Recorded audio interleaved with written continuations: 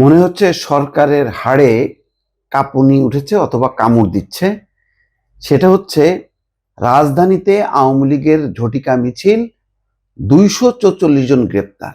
দেখেন, রাজধানীতে যখন এই অবস্থা, তখন চট্টগ্রামে পুলিশ কমিশনারের কার্যালয়ের সামনের সড়কে ছাত্রলীগের ঝটিকা মিছিল কোনোভাবেই কিন্তু থামাতে পারছে না। আমি বারবার বলছি যে এটা মাত্রা কিন্তু বাড়ছে এবং সামনে আরো যে বাড়বে এটা বলার অপেক্ষা রাখে না। কেন জানেন?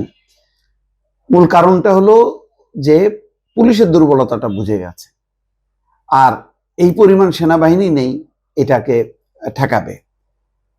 আর যারা অ্যারেস্ট হচ্ছে ওই পরিসংখ্যানই দেখা যাচ্ছে যে অর্ধেকের বেশি ওই আদালতে উপস্থাপিত হবার পর আদালত থেকে বেড়ে যাচ্ছে। মানি মানি সব জায়গায় কাজ করতেছে।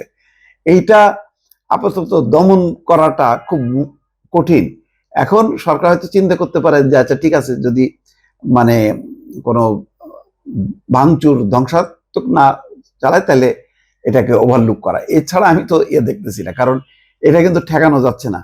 এমন কোনো দিন নেই যেদিন ঝটিকা মিছিল হচ্ছে না।